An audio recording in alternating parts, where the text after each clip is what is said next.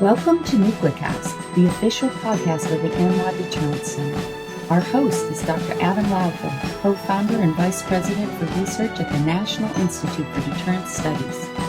The NY Deterrence Center is a 501c3 organization ensuring a broader understanding of the nation's strategic nuclear deterrence and its ongoing modernization. Thank you for listening and welcome to the show. The views of the host and the guests are their own. Welcome back to another great episode of NucleCast. Of course, I'm Adam Lowther, and today I have with me Major General Stacey Huser, who is the 20th Air Force Commander. Of course, she leads all of those wonderful missileers, maintenance officers, you know, the missile maintainers, the cops that are out in the nuclear field, you know, the support staff, and of course, she is speaking to us from the Great White North of Cheyenne, Wyoming, and F.E. Warren Air Force Base, which, you know, if you spent much time, missileers know this, but, you know, it's you get used to colder weather, except when you go down to Barksdale Air Force Base for a staff tour. Otherwise, you know, you can spend most of your career up north. Stacey, thanks for joining us. Thank you so much for having me. And one of the things we tell people is Cheyenne is our southernmost missile base. So we don't even call it our northern tier, even though it's most definitely the northern tier.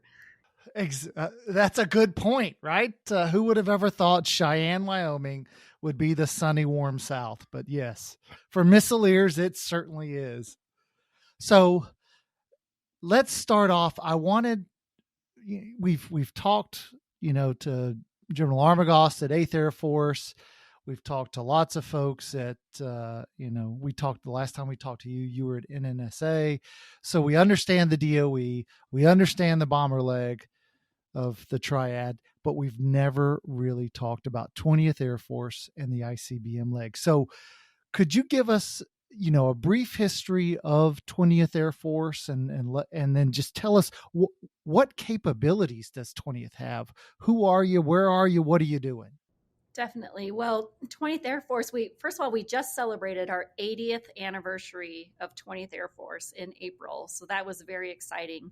So our roots go back to the B-29 bombardment squadrons, groups, and wings from World War II, which is incredible. But now our mission is everything ICBM. So we have 3 ICBM intercontinental ballistic missile wings located here at Cheyenne, Wyoming. So we have F.E. Warren Air Force Base here. We have Minot Air Force Base in Minot, North Dakota. So we have a missile wing up there, and then they share that base with one of the bomb wings.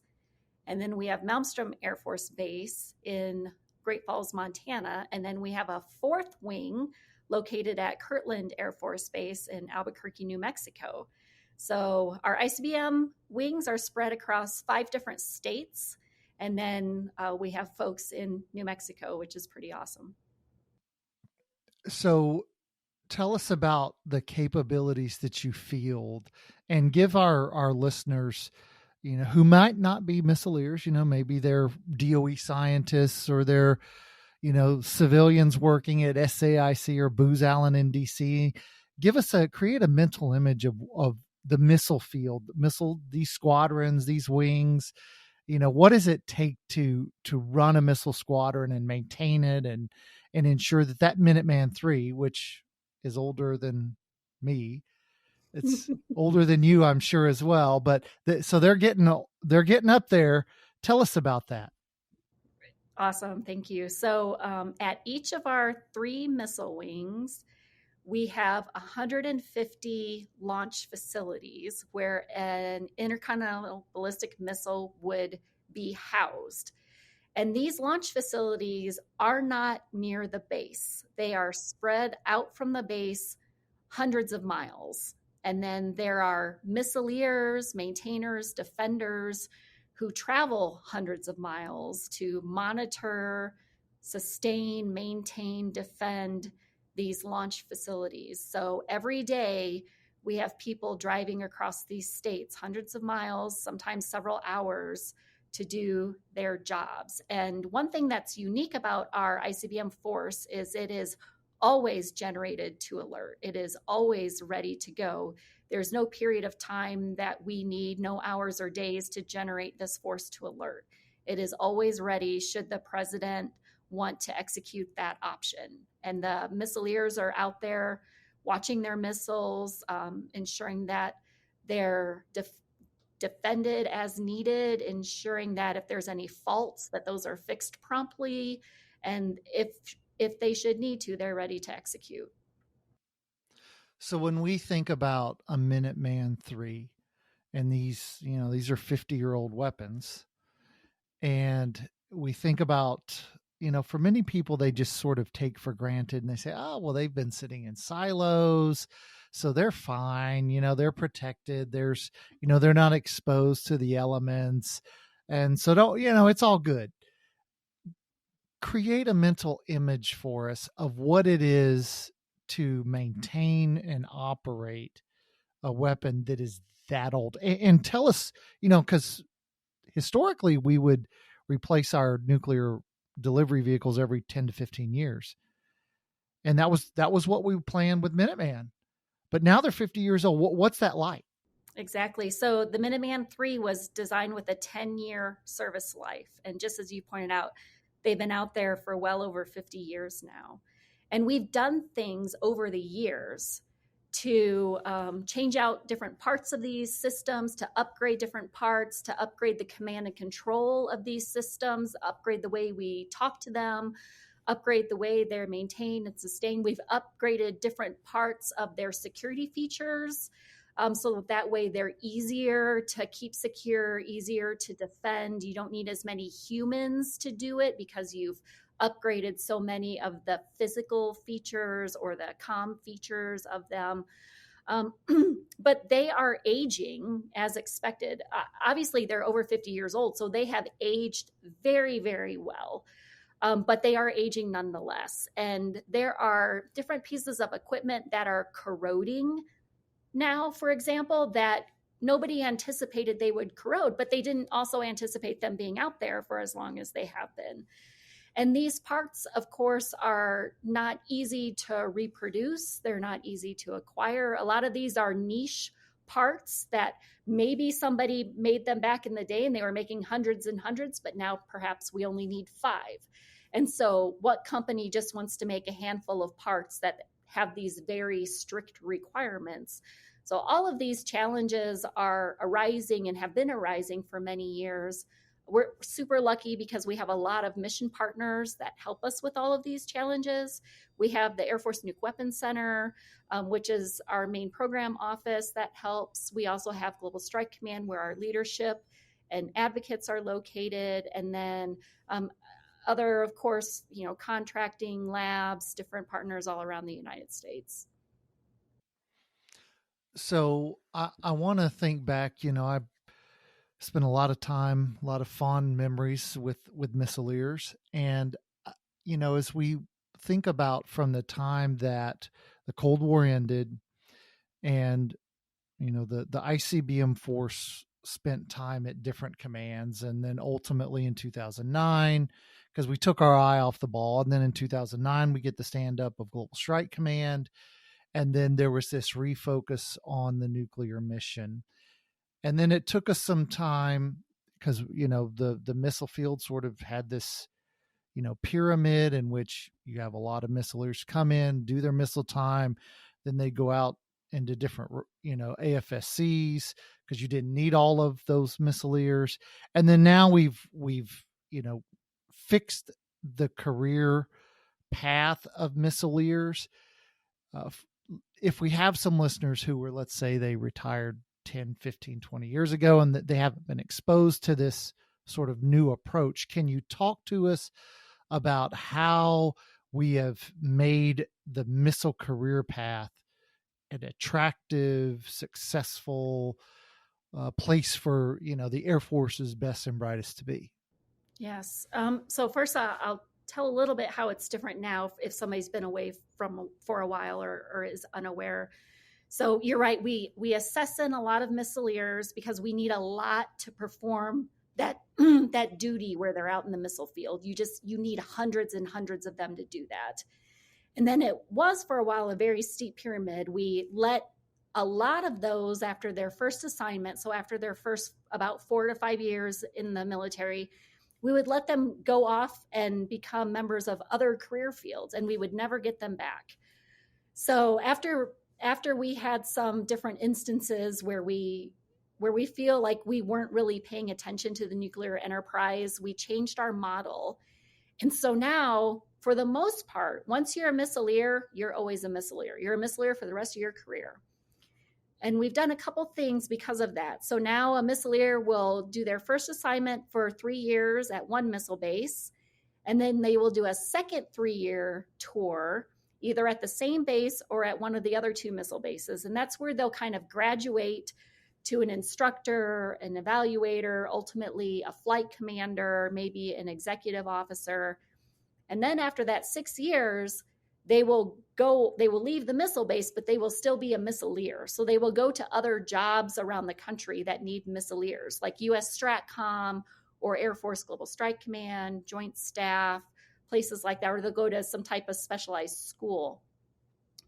So we have done that, which has been incredible. The other thing that we've done is, because once you're a missileer, you're always a missileer, when they do come back to those missile bases, in the past, leaders at the missile bases were not performing alerts. They weren't what we call pulling alerts out in the field. So your squadron commanders, group commanders, wing commanders weren't, I guess you could say, weren't doing the mission, though I'm sure they felt like they were 100% busy in doing the mission. But they weren't pulling alerts. So now everybody pulls alerts, which is a great change. And I think, it mirrors what is done in the pilot community, because flyers always need to fly to maintain their currency. Well, now missileers always need to pull alert. And we even have missileers who are here at 20th Air Force on the staff, or down at Global Strike Command on the staff, who will travel out to the missile wings and maintain their currency on alert. So it's a very good change. Standing up of Global Strike Command was great for our community. So now we have a command that is focused on nuclear. And then we have 20th Air Force, where I am, the numbered Air Force, that is focused on all things ICBM. So all day, every day, all we think about are ICBMs.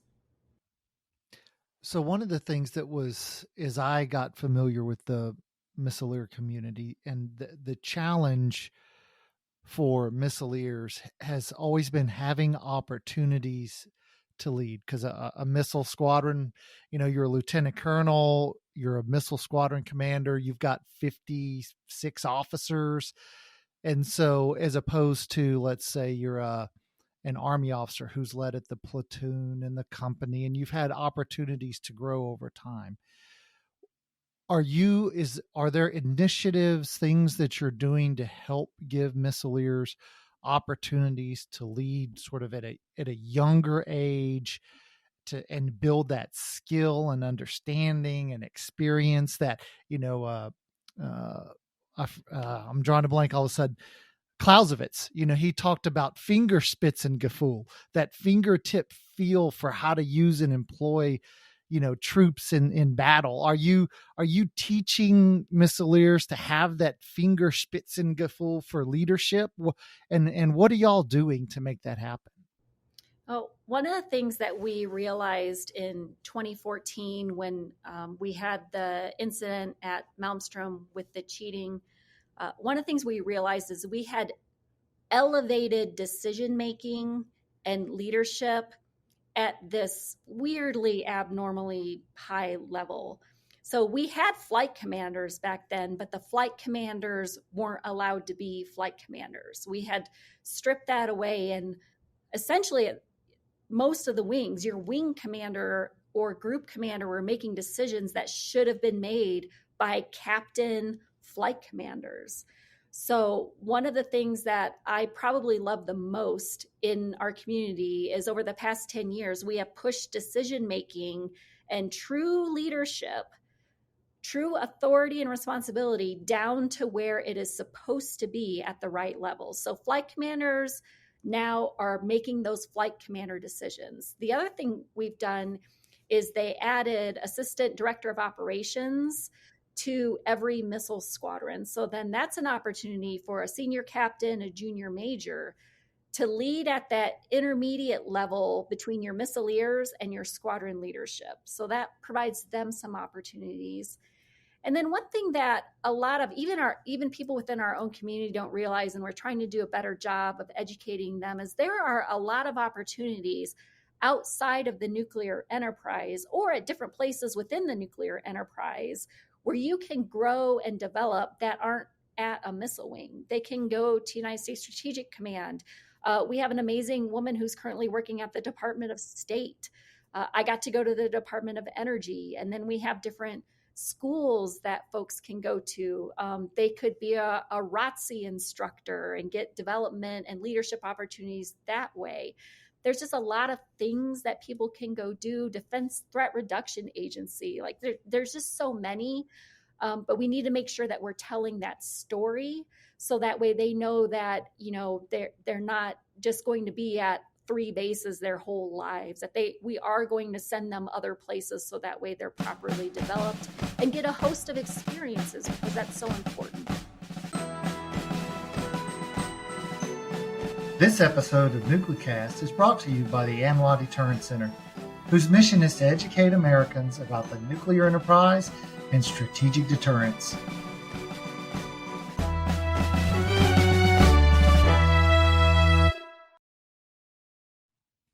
So 2014, 2015, we have the Force Improvement Program.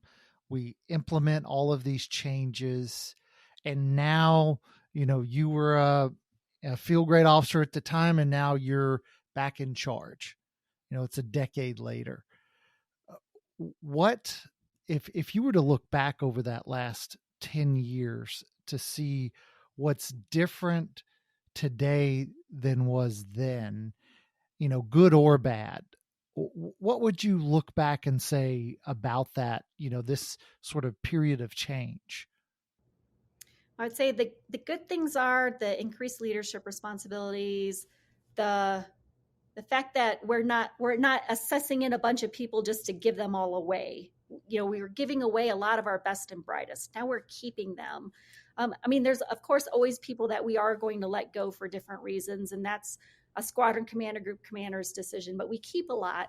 Another thing that it probably sounds minor, but it really had an effect on our career field is we used to lament the number of alerts you had. If you had a lot of alerts out in the missile field, it's because you were not one of the best. You were not pulled out to be an instructor or an evaluator. You were stuck in the missile field, just pulling alerts. And now that has completely flipped 180 degrees. Now it's celebrated how many alerts you have. And up at Minot, we had a board with the people's names who had the highest number of alerts. And we would have a celebration like once a month and change the names on the board and just celebrate, someone who had over 300 alerts. And then back in the day, that did not happen at all. So a lot of goodness, a lot of great changes.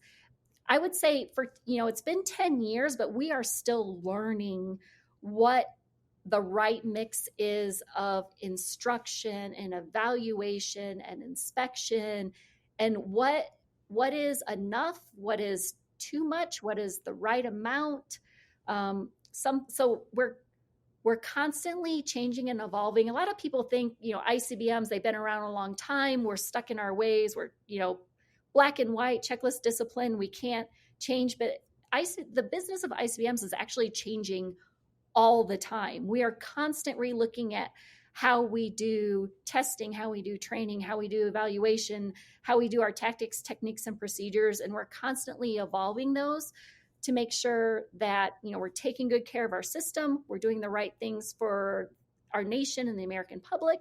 And we're also doing the right things for the people who are doing the business and not putting undue pressures on them, or expecting more than should be expected of somebody doing this job. We don't want to expect perfection, because that's what drove some bad behaviors. We want to expect excellence in working together.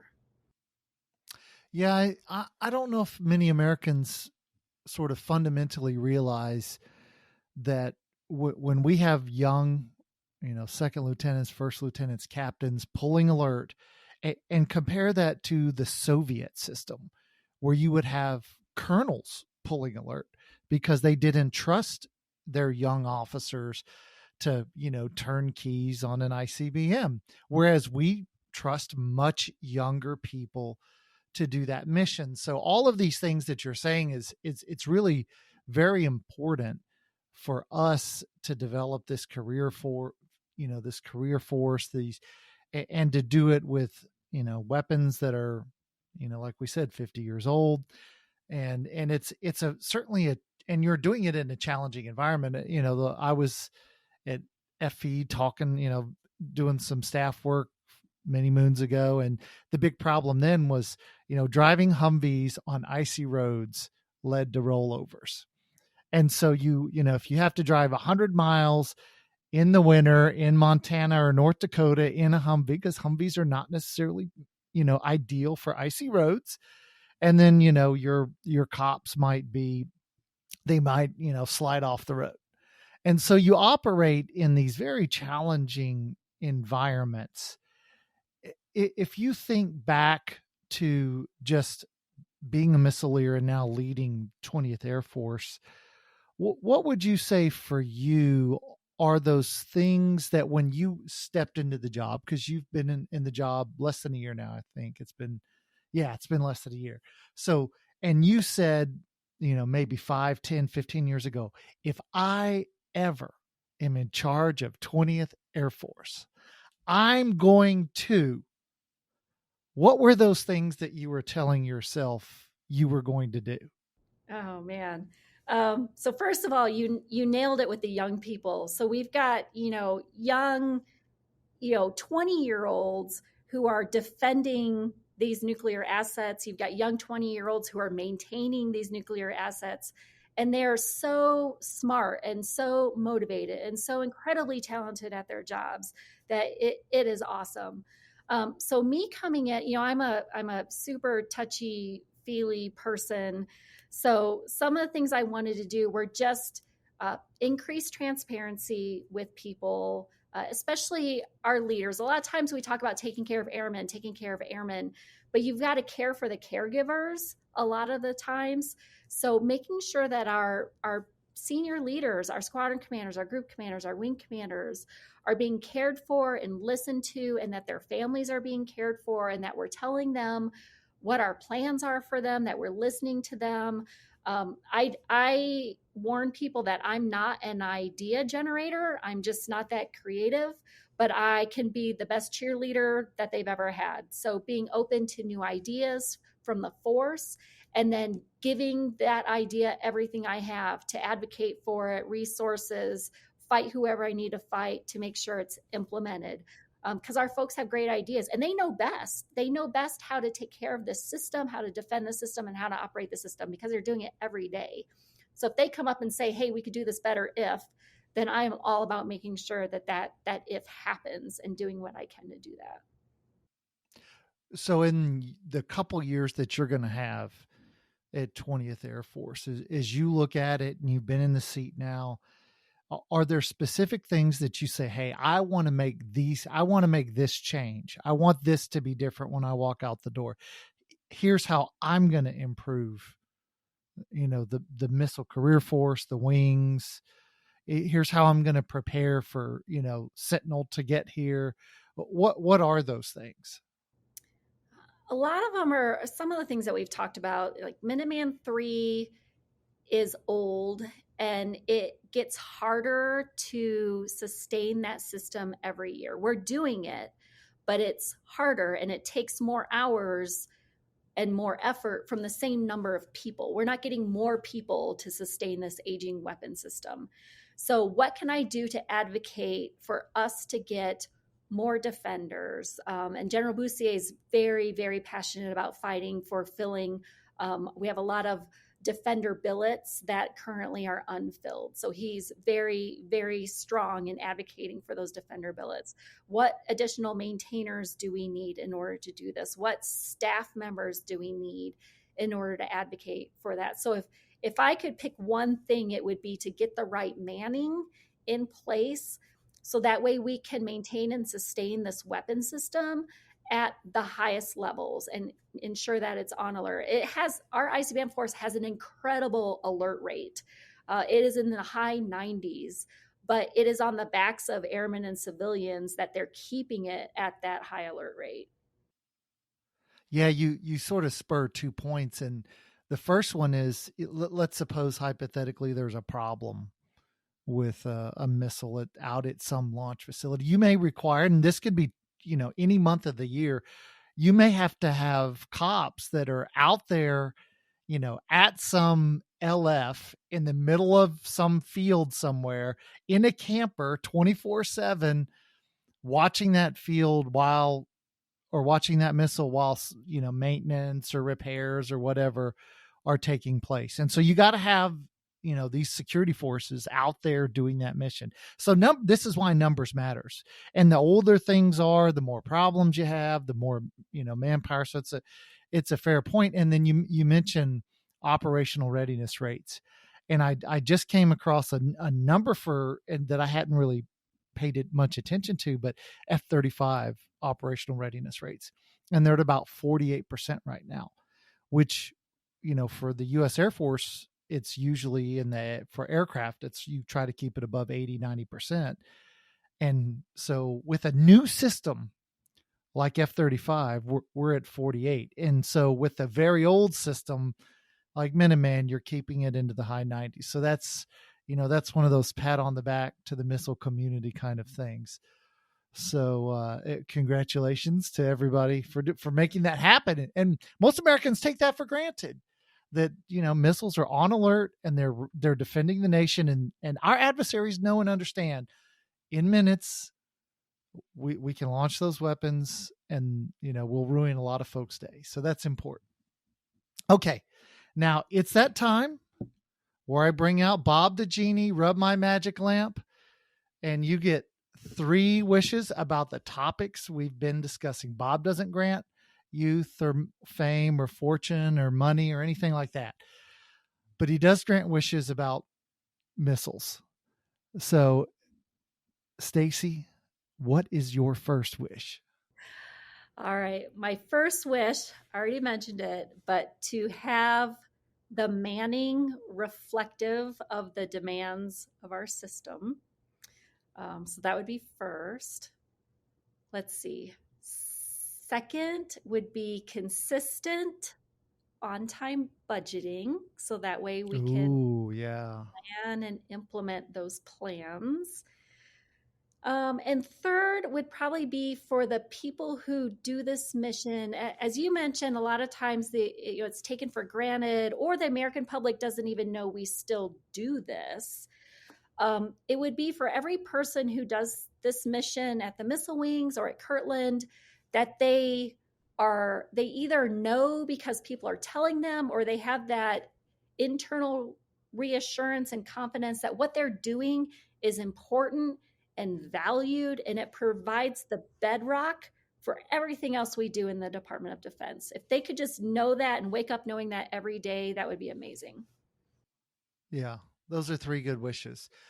Your second wish sort of spurred me for, some of our listeners. We have a lot of listeners who are in the nuclear enterprise, so they probably know the answer. But for those that are not, because we're always trying to encourage those outside to take a peek inside through listening to NucleCast.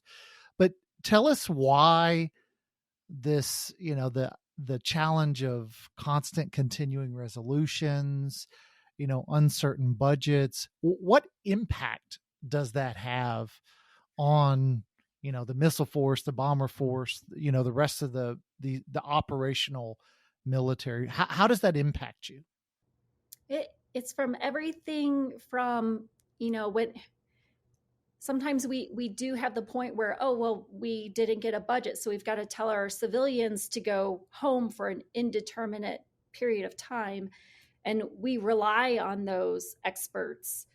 Sometimes they're technical experts, sometimes they're, advisors, they're leaders, and to send them home because a budget decision has not been made is very challenging. A lot of times it defers resources that we need. It defers, things very simple like professional development travels that now people cannot do or have to get rescheduled. So it has wide-ranging impacts across a lot of different aspects of our enterprise. Yeah, it can make it hard to think long term about what you need to acquire, how to plan long term, stable budgets. And it's one of the things that's sort of unique to the federal government is that you're looking at annual budgets that are uncertain. Even then, it's not even once a year. So Right. that's a fair point.